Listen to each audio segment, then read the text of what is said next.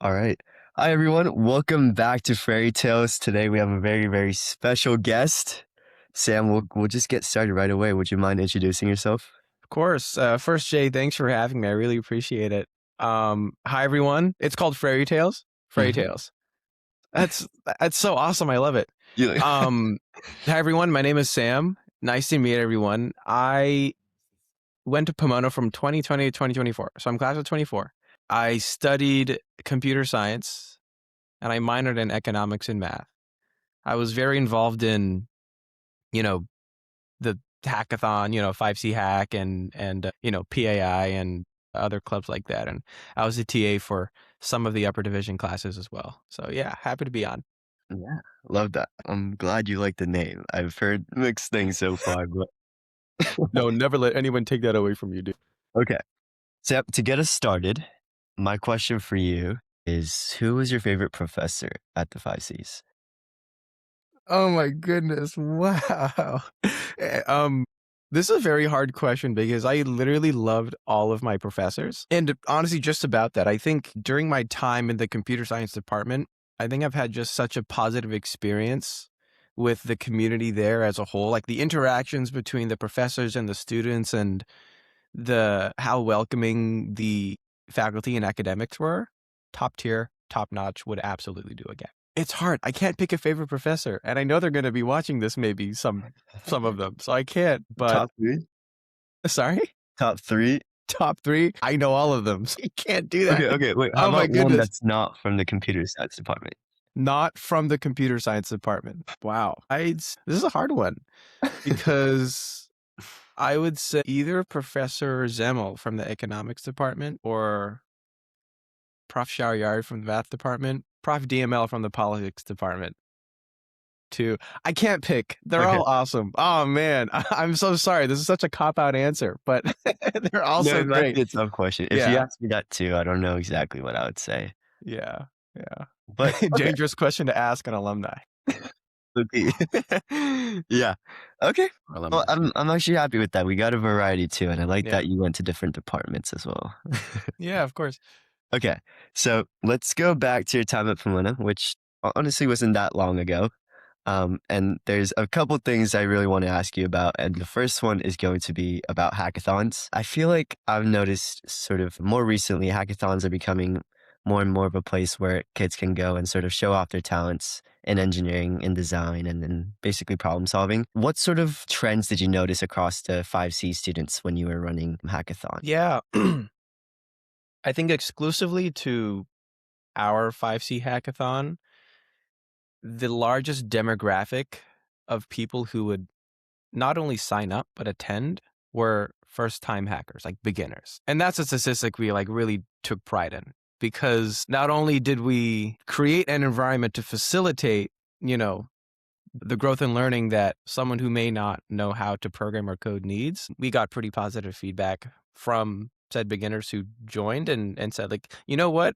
I will do this again. And it's a great thing to see, right? Like we're lowering the barriers to entry into tech and computing for everybody, which is awesome. So I think, yeah, that was the biggest thing that I'd noticed, that Uh-huh. like it was mostly beginners, which is, phenomenal. Yeah. Yeah. Oh, I love that. And I feel like I could sort of say the same thing about my experience with Pomona Ventures Mhm. and also Pi, which we'll get into in a second. But yeah, I think that's very aligned with like the liberal arts mission, right? Of Pomona and the other Claremont College schools where you're just down to try anything. Okay, I love that. And then sort of speaking of Pi, which is how I met you, could you tell us a little bit about what Pi meant to you? Maybe some of your favorite experiences with it? Um, Yeah, absolutely. So it was funny. I wasn't officially in PAI until I think my last or my second last semester in college. But I was peripherally, working with Austin Zhang, if you remember him, in sort of like project planning and overall like club scope. What Pi meant to me was it was the it was Pomona's, or like it was a Pomona central incubator for ambitious, people in tech or in CS who want to build a product in a semester. And I think what really hit home for me was when I started leading the software engineering department, where we shifted we shifted our focus away from your project has to be an AI or ML product to like, you know, you can have it be more SWE focused where you build out a whole thing that people could use and it could turn into something larger that you can, pursue. Maybe a company. Who knows? Right? Right. I think what mattered most to me was providing a space where people could meet each other, be held accountable, and learn together to build something really cool in around 6 to 8 weeks and then demo it in front of other people. I think that's a very unique skill to have that isn't necessarily taught if you are only taking classes. Having responsibility and other work outside of class, meet other people who you wouldn't normally meet, super, super valuable too. Because these are skills that are transferable even outside the classroom. A lot of people at the five C's love the academic approach, this liberal arts approach, but sometimes they feel there's a drawback when they're sort of ready to go into the real world or their careers, and they sometimes maybe don't have the specific or the niche knowledge that you might get of just taking one, you know, 20 courses in a single department. But how have you sort of gone through the experience of navigating the liberal arts education and curriculum for the tech world? Yeah, absolutely. I think the classes that I took specifically prepared me really well. But of course, there's a limit to how much you can, or like how much real world knowledge you can fully, you know, Mhm. gain just by reading a textbook and taking exams. I am under the very strong opinion that to excel in a field like computing or software engineering, you have to build. Whether it's something small, something big, find something that you are passionate about and just build it. Which is why I think Pi was such a fantastic space to build that experience. You're getting used to using many of the popular open source technologies, stuff that you may not use in a classroom typically, right? Like you're getting used to ingesting live traffic, hooking your servers up to a database, making a nice front end for people to actually use, right? All while still learning programming languages or algorithms or whatever CS class you're in, Uh, I'm sorry, was that answering your yeah, question? yeah, no, no. Yeah, yeah, yeah. I think the other part of that too that I really loved when I think about back to my time at Pi running a project was like guys like you guys or other project managers or other members of other teams. It was almost like a community, right? Where people are just maybe even if they don't share the same interests, but they're just like working on something cool and you just want to learn about it. Yeah, That was something I also appreciated. Yeah. absolutely. Yeah. And, for what it's worth, that's also something I know. It's like all the project managers were like talking to each other, sharing ideas. The engineers were talking to each other, doing what people do, right? Yeah. Socializing, mingling, becoming friends. I met some people through Pi that I would have never met through, regular classrooms. They're some of my best friends now. So yeah, it was wonderful. That's amazing. Okay. And then after you graduated, you went on to this pretty cool company called Google, Right. where you were on the cloud AI platform security Correct. team. Is that right? Okay. And then, yeah, just tell us what that was like going from a small liberal arts school to a big company like that. How was your experience?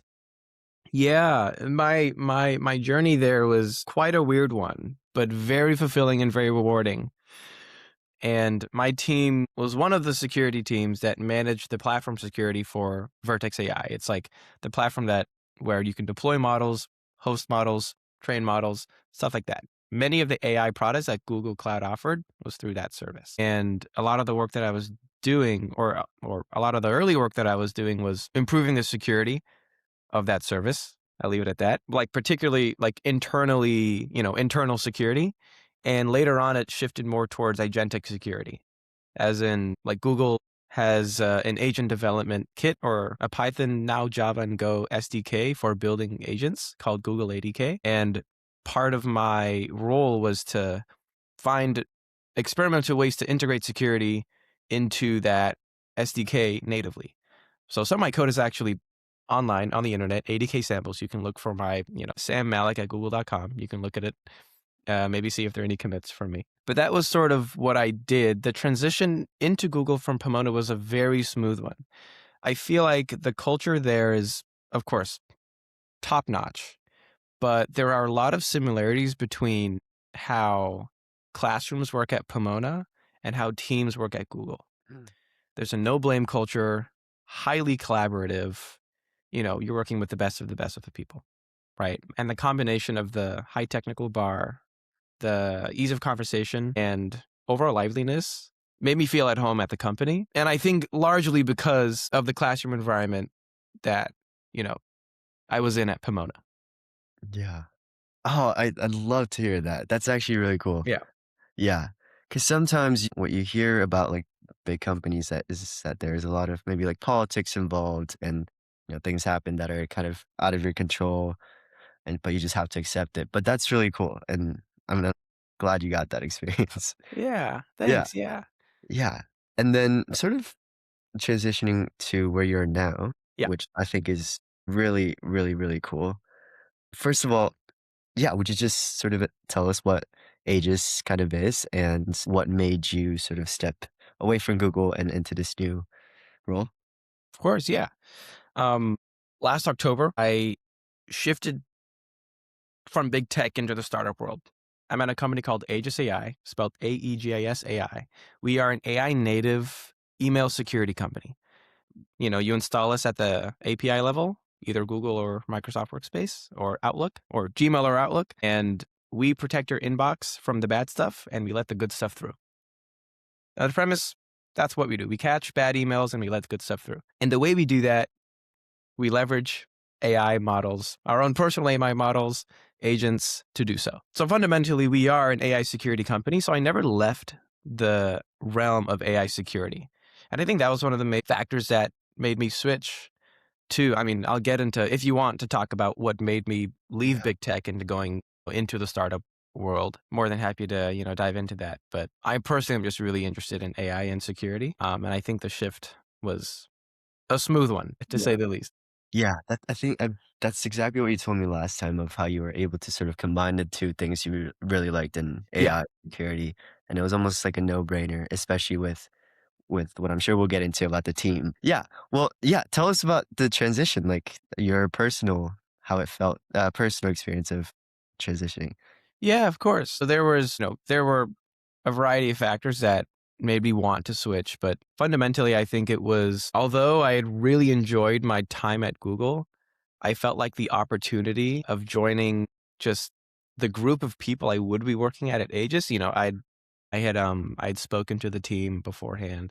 I was just very, very compelled by the technical competence, the problem, most importantly, the problem they were solving and how they were going about solving the problem before I joined. And just the combination of those three factors made me be like, oh my gosh, like this is a no brainer. Mhm. Like I'm going to be working on the coolest stuff at the bleeding edge of AI and security and literally building a product that protects, like that actually protects like people, because, you've heard of the worst of phishing scams, right? Lots of money lost. And we're building software to protect people from seeing those bad emails. Like that to me is pretty impactful. And so just to have the chance to one, work with, the smartest people in the threat hunting and security field to also have an AI native role. I mean, I'm a detection engineer at the company, so I build our agents and, I help with building our models too and working with top-notch people who do that, all while having the satisfaction of knowing that the product we build is literally helping people. Mhm. Yeah. Yeah, yeah. Something I remember you saying is that as AI gets more advanced and as technology becomes more efficient, more accurate, it allows us to do more, which also means it allows the bad guys to do more. So, yeah, I Yeah. think this is a really cool thing that you guys are doing to try to stop those bad guys. Yeah. And, on that too, I think that's what makes a job super interesting because not only are you building AI to, of course, like defend against the original known phishing threats out there, and not just phishing, by the way, but let's just say phishing for now, the bad stuff. You're also proactively building for new unforeseen threats that any threat actor could build using AI. And we've seen them. And that's honestly what keeps, the job super, super fun, knowing Okay. that like you have to think 3 steps ahead of the attacker and build defenses at that level. Yeah. Yeah. Yeah. And maybe there is sort of like that academic, that research mindset when it comes to Mhm. something like that. Yeah, absolutely. That's so cool. Yeah, I yeah. would say, you know, 20% of my job is, like, keeping up to date with the latest AI news, the latest threats. I mean, we see them all. Mhm. Yeah, yeah. And then one thing I want to get back into, you talked about the great community you had at Google. And I know a lot of the team members you have now are also ex-Google people. Ryan Laura, the CTO of the company, also the co-founder, or like one of the co-founders, he also a Pomona alum, class of Yes. 2016. He was my peripheral mentor when I was at Google. So we'd have monthly syncs and, I'd update him about my progress and, we'd chat about career progression in the company and stuff like that. One day he left and was like, Sam, let's have a chat. And, the rest is history. So yeah. Yeah. Yeah. Yeah. And the culture you guys have now, I've heard it's great, but you talked about at Google you had this great, like, no blame, this very collaborative and together environment that you also had at Pomona. I'm wondering if there was like a moment where you thought you kind of like screwed up or where you maybe didn't do something right, but the team was there to sort of pick you back up and get you guys on the right track, if you have like a story about that. Yeah, of course. Of course I can't, dive too deeply into the the technicals, but are you talking specifically at Aegis or at Google? Let's go at ages. At Aegis, yeah. Um so of course, uh there've been, we're a software company, and so stuff happens.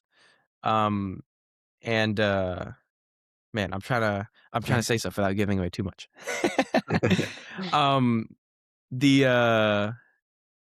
yeah, let me think about this really quick because okay, I think I'll more generally comment on, like, I would say 80 to 90% of the company now is, like, ex-Google, and so you'd imagine the, you know, the culture around no blame and collaboration is, like, by default, heavily integrated into how we operate. Mhm, Obviously, we work, very intensely and tirelessly, but we do so with respect and compassion, right? Like, if there's a bad code change, if there's an outage, it happens, but the culture around pointing fingers doesn't exist. And we're all pretty much hands on deck to one, mitigate the issue, and two, how do we ensure that stuff like this doesn't happen again? Because in reality, when you have large complex systems, it's no, there's never a single point of failure. Like there's never this one thing that caused a hypothetical outage, mhm. right? Yeah, There's always, someone submitted this PR for review and then two other engineers reviewed it and the code wasn't checked, as well as it should have been. And then, oh, there's this other system that depends on this other system that, needed something else. And, all sorts of, all areas of our systems are interacting with each other in wild ways and, stuff happens is what I'm trying to say. And so I think the no blame culture comes from, sure, like your change could have triggered something, but it really isn't only your fault. And so the whole team sort of comes together and it says, okay, how can we all do better? And I mean, I can't recall one specific story, but generally that's how it goes. yeah.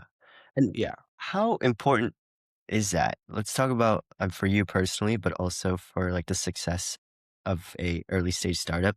Yeah. How important is that culture? Oh, super important. Uh, because, I feel like it makes everyone who works for the company uh, maybe like definitely safe. Yes, absolutely.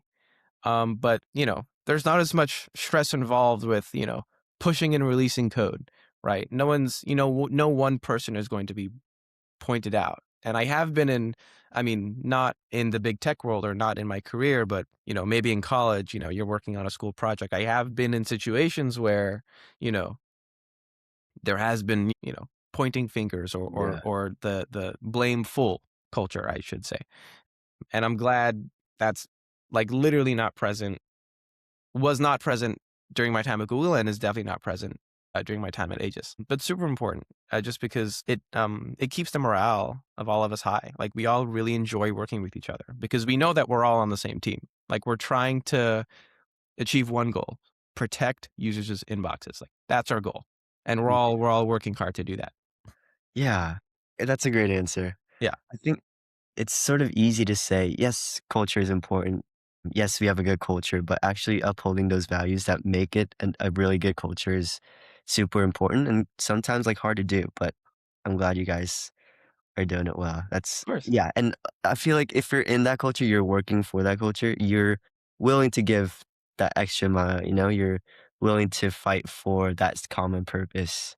Oh, of course, absolutely. Yeah, it takes everyone to maintain that. Sorry, maintain that culture too, right? Right. It's a Yeah. like it's a team effort to create that environment. It doesn't just happen on its own. Yeah. Yeah. Sam, the last question I want to ask you is what was a moment where you realized, wow, I'm actually at a startup? The day before I joined. Yeah, it's the whole transition away from, you know, the job security behind Google into this whole other world that, was only seen on TV, or just like, founder of the right. It was a very big leap of faith, but it's the best decision I could have ever, made myself proceed with. I think the moment I realized I was in it was when I submitted my 2 weeks. I called or I scheduled a one-on-one with my first manager at Google and was like, "Hey, by the way, I'll be leaving the company." And I think at that moment I was like, "Wow, there really isn't going back because Right. after we end the call, he's gonna tell everybody and I'm gonna be out of here." Say I joined, the intensity kicked in. It's like, "All right, we're here. Let's do this." But by then it had already set. And then of course when I signed the offer letter to the new company, you know, but it's been about 4.5 months now, nearly 5 months, I think. October 15th was my start date. So Yeah. I've had time to settle into the role. Yeah. Yeah. And And I'll clearly, say it'll be difficult for me to I think after this, I love the intensity. Really, I really do. And I think it'll be very difficult for me to go back. Like I love it here, honestly. Yeah. yeah. Yeah. It really shows. And every time you talk about it, you can kind of get that passion. So that's really cool. Thank you. Okay. Well, I think that's everything that I had. Sam, thank you so much for joining us. Thank you Of for course. sharing your wisdom, and it's been a pleasure. Of course. Thanks, Jay, for having me. Really appreciate it. Had a lot of fun. Yeah. All right.